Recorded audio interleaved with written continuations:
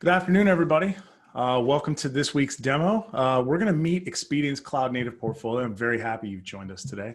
My name is AJ Kuftik, and I'm Principal Technologist with Expedient. We have a lot to get to, so let's dive right in.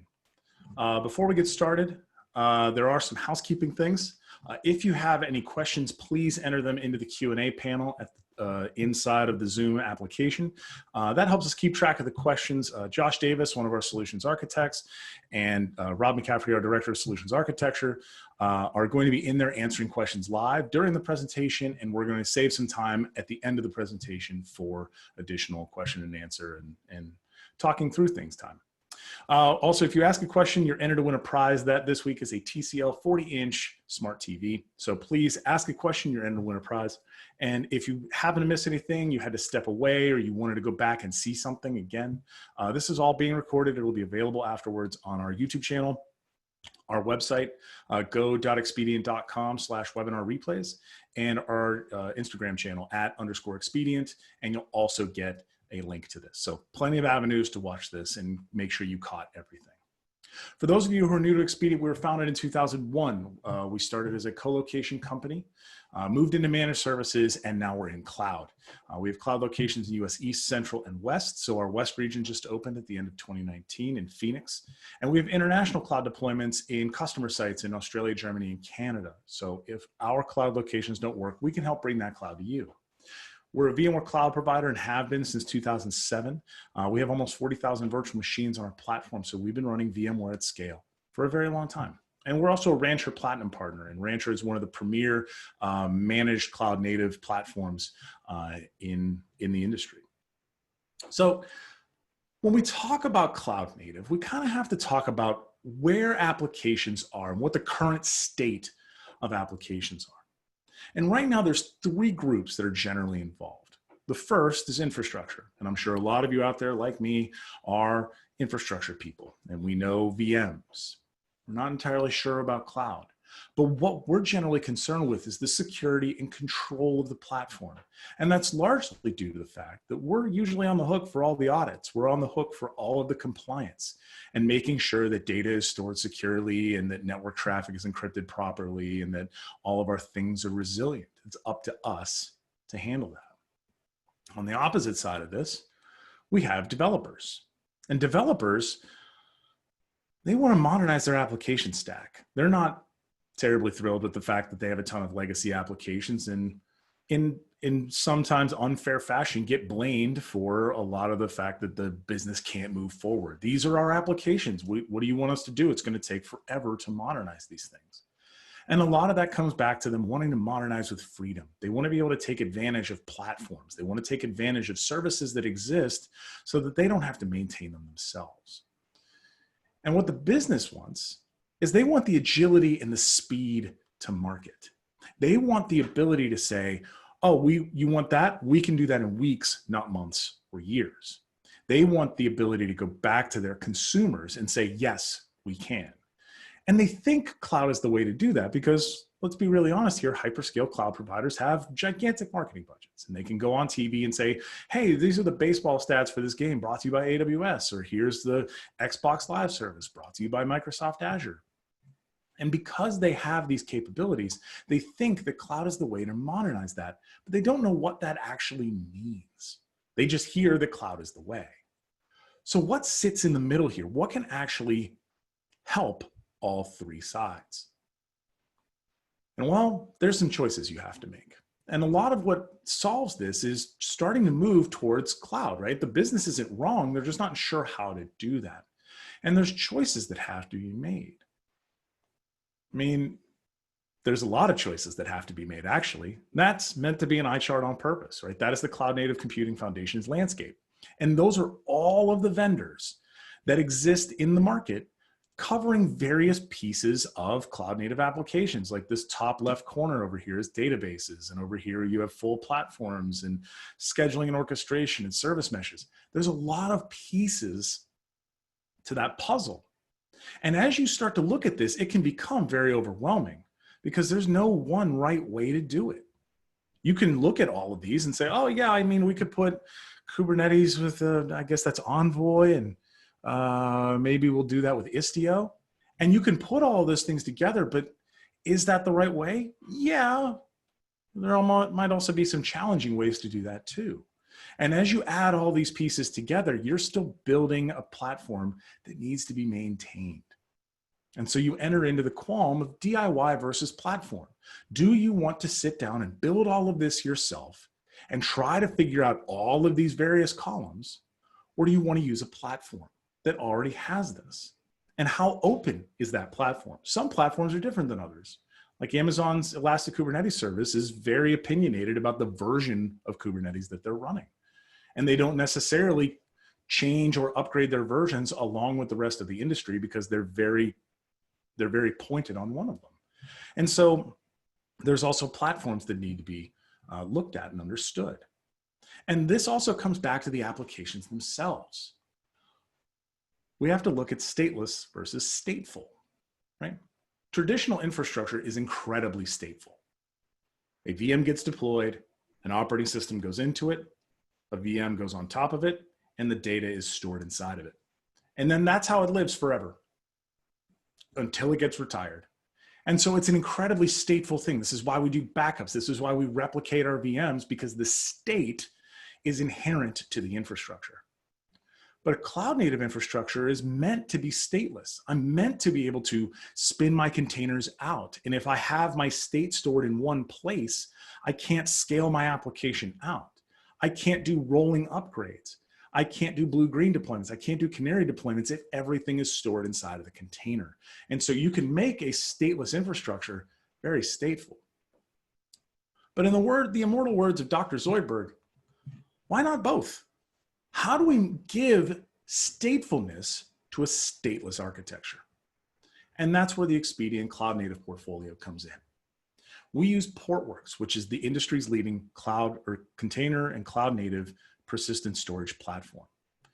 We partner that with Rancher, which is our container platform, and it manages Kubernetes for us, manages the nodes and all the authentication that goes along with that. So the infrastructure team gets the container platform that they're looking for. And we pair all of this with Elastic so that we have logging, so that we have auditing that can go along with this. And we configure that at a cluster level so that we never lose logging to our nodes, our containers, our pods, and our applications. So let's get into the demo. We have a lot to cover inside of the demo, but what we're going to do is we're going to configure storage, we'll configure some logging, we'll deploy and upgrade WordPress, and then we'll take a look at some logs at the end. So let's get into the demo. So we start inside of our Rancher interface, right? This is our UI that we use to manage all of our container platform. And so what we've done is we've deployed a cluster. And this cluster is made up of 3 nodes, and all of these run on top of our Expedient Enterprise Cloud. So the infrastructure on the back end is also managed, so you don't have to think about where these containers land. You have the resources and they're all scalable. If we go back to our cluster page here, we can go to cluster metrics, and we can see that Grafana and Prometheus are doing all of the monitoring of this platform. So Prometheus is actually pulling in all of the data and Grafana visualizes it. And so I have CPU utilization, load averages, but if I want to dig deeper, I can open Grafana itself. And all of this is inherent to the platform. You don't have to deploy this. You don't have to configure it. It's already there. And so we can see CPU memory and file system usage for the nodes, and we can even dig deeper into the actual containers themselves and get down to the per pod CPU usage so that you can see exactly how your containers are performing, or if they're not performing, why. So we'll collapse this, we'll go back up to the top, and we'll go look at our storage classes. So what we've done is we've attached Portworx to this environment. So each one of the nodes has storage attached to it, and Portworx pulls those together and makes it look like a storage class. And so what these classes do is it allows us to determine replication factors, IO patterns, and priority. And this SCREPL3 or REPL3, as I'll refer to it, what it does is if a piece of data lands on that node, it automatically gets copied to the other 2. And this REPL3 shared, which will be used for WordPress, allows that to write to one, copy to the other 2, and allow for read-write changes across the board for a load-balanced application. So there's a number of different capabilities in the storage platform, and the configuration is simple. if we look at our logging, we can see that we've connected this cluster to Elasticsearch. And really what this consists of is, here's the Elastic endpoint, here's our username and password, and an index pattern, which is just going to be cluster name star. And what that does is it pulls in any logs that come from this cluster. So we have FluentD, which is the service baked into the cluster, and it's collecting all standard out and all standard error logs inside of the environment and shipping them all off to Elastic so that we have everything covered. So as you're rotating containers, doing upgrades, doing destroys and creates, scaling in and out, you never lose logging because all of the logs happen at the top cluster level. So it helps our infrastructure friends with making sure that they have all of the logs that they actually need. If we look at projects and namespaces, projects are a rancher concept. And what those are is a logical grouping of namespaces. Namespaces are a Kubernetes construct where it's a collection of containers to basically form an application. So you can create a prod project, a dev project, and a test project, and give them different accesses, give them different resource quotas, and really give you that granularity and control that the infrastructure people are looking for, while fronting them with an API and CLI that the developer side is looking for. So we're going to open up this default project, and we don't have anything in it. I'm going to open up Visual Studio Code, which is a fantastic tool. You may have seen it in some of our other demos. And what I'm going to do is run this YAML file that creates the volume for MySQL. So it's going to create a persistent volume claim and give it a name, and it's going to use the REPL3 storage class and create it for 2 gigs worth of storage. So we'll go ahead and deploy that. And this is a read-write once access mode. So it's only going to allow one node to be the primary at any given time. And that's kind of important for a database.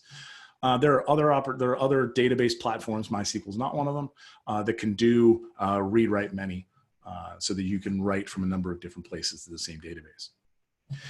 And then on the WordPress side, we're going to use REPL3 shared and give it high priority IO, and it's going to be a shared volume. So each one of the nodes is going to have that storage available to it, and everyone can write to it at the same time.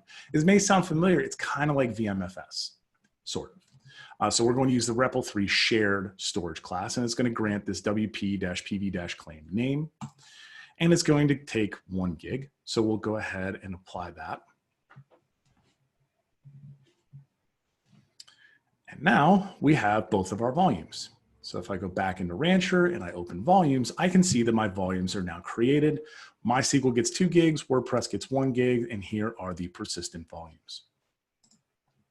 So now we can go deploy our application. So here's MySQL, and what this is going to do is this is going to go pull MySQL 5.6 as an image and deploy it. And there are some strings at the bottom to set it up for access and set a password so that WordPress can access it. And it's also going to attach to that persistent volume so it has a place to actually persist its data. So now I've deployed that. And if I go into workloads, I can see that my database is up, it is active. We have MySQL 5.6, and that is now available.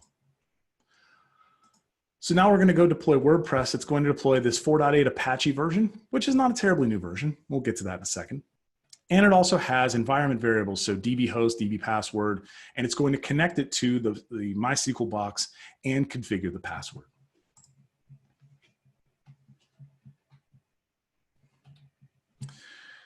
So now we've deployed WordPress, and it's deploying 3 pods or 3 containers and a load balancer so that it can work and operate WordPress in a load balanced format.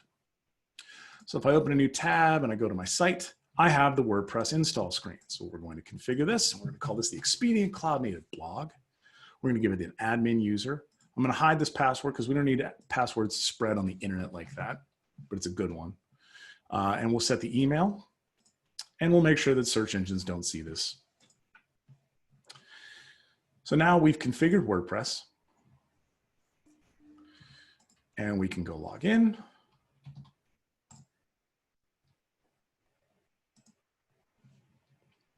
And so now WordPress is up, and this is a fully highly available WordPress instance that is available to the world.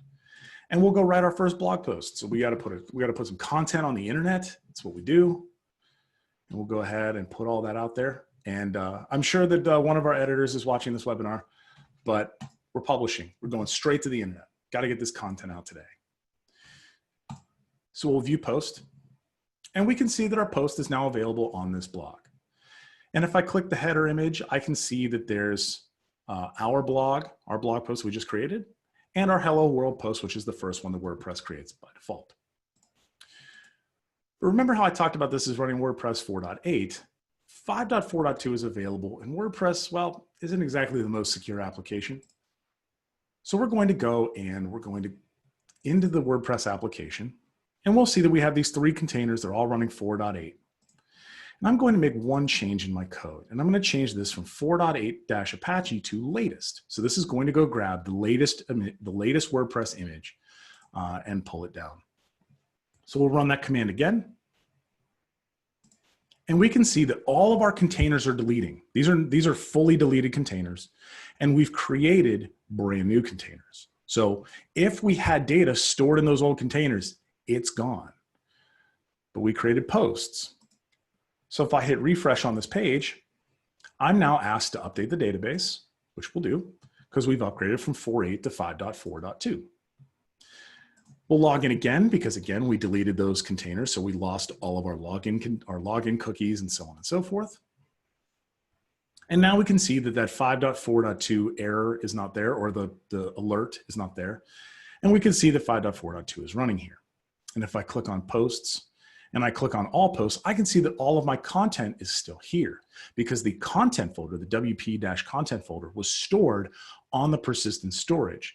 So every time those containers get created, they get pointed to that persistent volume. So our posts and all of our content stays where it's supposed to, and our actual application can be changed and remain stateless. So if I add a new post here, I see that we have a completely new editor, and we can kick that off and get all of our typing out here, get our post up.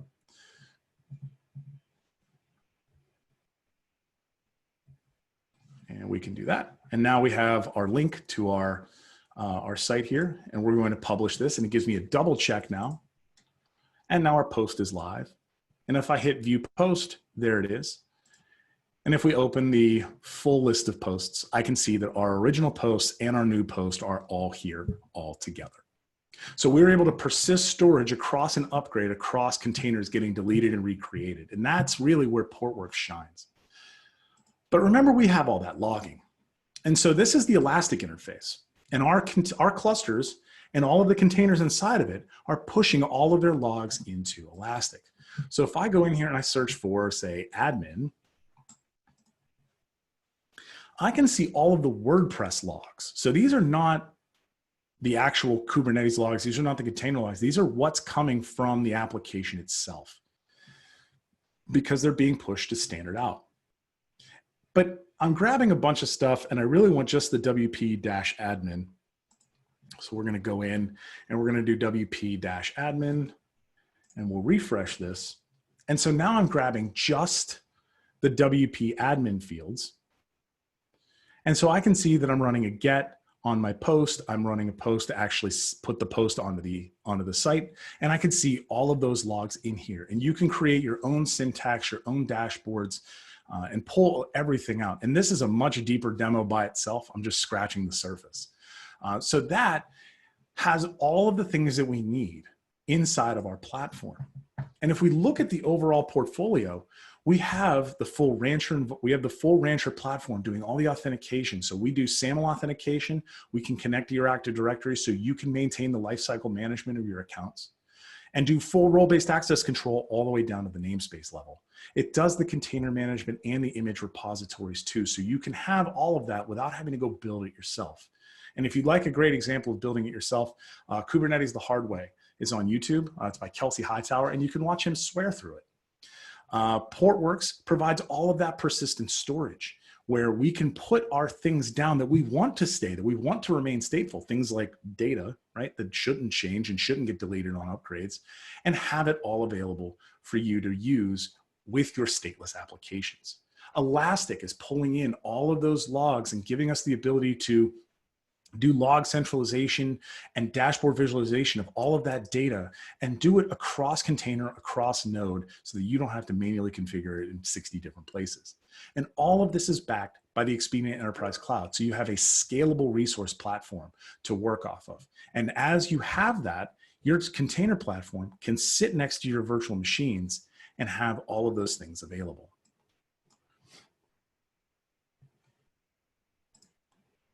So what does this mean for those three groups? Well, our infrastructure team gets to maintain their platform knowledge, right? This is the same VMware platform on the back end, but it's now running the container nodes. So they don't have to completely relearn their cloud platform just to support cloud native applications. They can continue to use that and start to grow their knowledge into things like Kubernetes and Rancher. And they gain all of the audit controls through Rancher and through Elastic. The developers get their API and CLI front ends, right? I didn't run any of the deployments through the UI. I did all of that from my code editor. So I'm able to grant my developers access to what they want to do. They want the freedom. They want to be able to go in through APIs and command line interfaces, and they have that opportunity and gain all of the scalability and container support from a cloud that supports them. And the business gets to be able to move faster than the market because they don't have to maintain the tool set. They don't have to maintain the container platform and all the virtual machines and patching and all that sort of stuff. That's handled by Expedient. So they're able to move forward without having to think about what their platform is going to do and how they need to patch to support new things. So what does that leave in the middle? The Expedient Enterprise Cloud and our cloud native portfolio. And this is just one part of the cloud journey. A lot of our customers started with us many years ago, and we thank them, with colocation. They didn't want to be in the data center business anymore. So they moved out of the data center and into our data centers to provide that enterprise class data center for their applications. And then when they started to virtualize, they moved to enterprise cloud. And they started to see the benefits of not having to maintain the platform and having the ability to start to focus on the applications and how to make the business better. And because they had all that time available. And then they can now move forward with a cloud native platform that builds off of the enterprise cloud and gives you the ability to build your modern apps along with supporting your legacy apps and current apps. So you can have yesterday, today, and tomorrow together. So please join us next week. We have a very special webinar. I won't be here. John White, our Chief Innovation Officer, will be here. He's going to be sitting down with the CIO of the University of Phoenix, Jamie Smith, to talk about their migration to the Expedient Enterprise Cloud. And that title is Jamie's quote, "The best migrations are the boring ones," and that's facts. If you would like to get your hands onto our cloud native platform, please schedule a test drive with us, aj.kuptik@expedient.com. You can email me. Or you can sign up at expedient.com/VMware-test-drive. And one of our solutions architects will be able to help you figure out what you're trying to do and see what makes the best fit for the Expedient Enterprise Cloud in your cloud native applications. And we can also spin up full Rancher environments to support that as well. So plenty of opportunities for you to get your hands on this and try it yourself. And with that, I'm going to open it up to Q&A with Josh and Rob. Josh, Rob, how are you guys doing today? Great. How are you, AJ? I'm great. Good presentation. As usual, a ton of questions coming into the chat. We'll try to sum up some of the themes that we've heard and answer some of those questions. So the first one, it seems like we start every week with this one. How does Expedient manage security, compliance, and things across these solutions? And that question was asked in a variety of ways, but to sum it up, as AJ did on the previous slide, we're offering solutions that allow our clients to run their physical environments, their virtual environments, and now their cloud native container environments on the same platform, right? So all of the audits, all of the security, all of the HIPAA, PCI, SOC 2 reporting, all of those things apply across all of the platforms that we offer. So, allowing you to deploy any type of application on the platform with the same level of security and compliance as you would expect, at the VM and physical level. One other kind of question that I noticed was, what's the consumption model look like for this Expedient service? And it's pretty modular. and pretty granular. So you can consume just the Rancher management console piece if you choose to. You can add on Portworx persistent storage if that's something you need in your environment. And then Elastic is consumable completely separate from the Rancher and Portworx environment. So all of those can be scaled or consumed independently from one another to give you, the flexibility to meet the needs of your environment and application.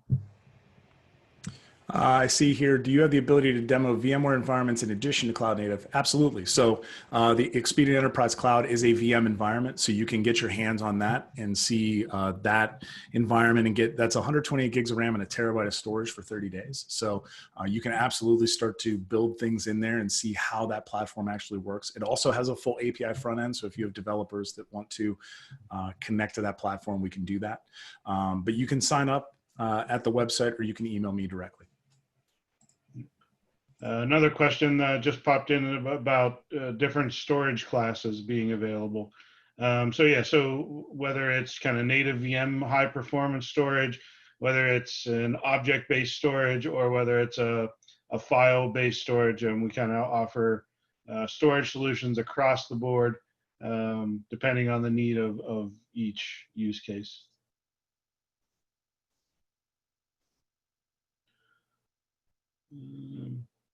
Another theme that kept popping up was comparing kind of the Expedient solution to Tanzu or to OpenShift, and a few others. I think Pivotal were thrown out there as well. So the idea behind the Expedient solution and what AJ illustrated was there's that really large complex chart that the CNCF has put out with different categories and hundreds of vendors in each of them.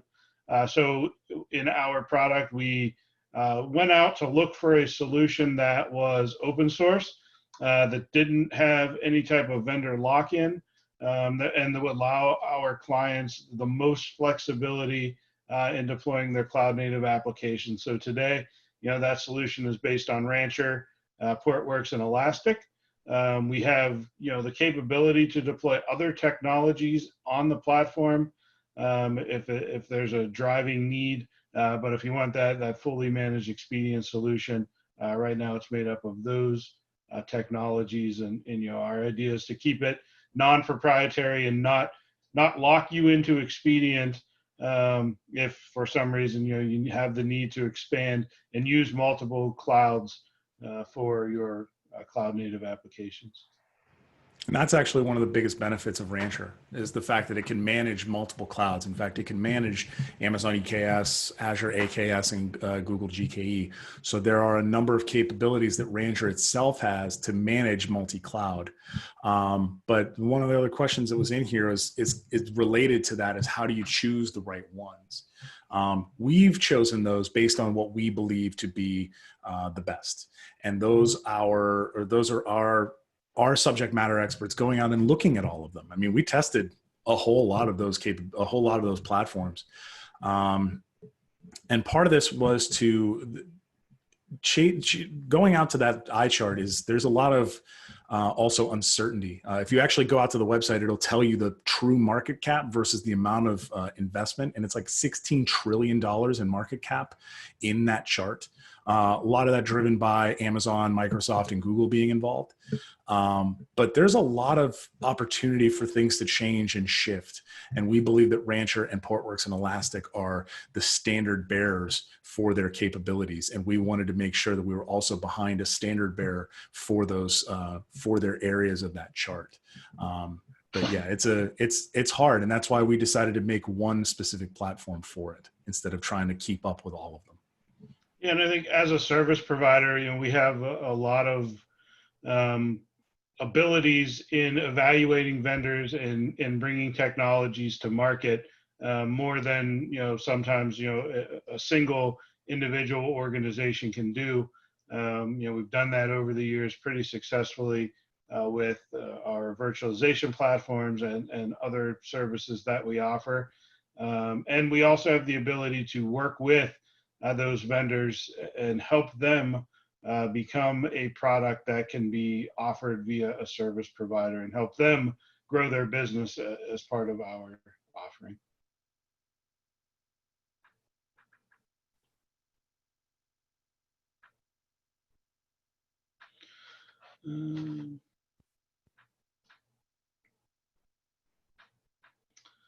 I don't know, Josh or AJ, do you see any more? Those were the main themes that I think I saw in the questions.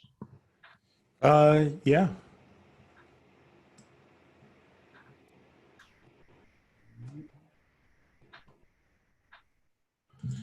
Just All right, last everybody. call. Anybody has any Yeah. questions, go ahead and throw them in there. Yeah, last call for questions. There is one last question here. Is it FIPS 140-2 compliant? We comply with a number of different, we attest to a number of different compliance regimes. And so we can have a deeper conversation about that if you want to reach out. There is a number of different pieces to that. So there's like NIST 853, SOC 1, SOC 2, HIPAA, HITRUST, PCI DSS. So we can sit down and have a much deeper conversation if you want to reach out. And then one more question just popped in about the ability to get some hands-on with these technologies. Hit that link there, expedient.com/VMware-test-drive. That'll allow you to get us your information so that we can get you an environment spun up.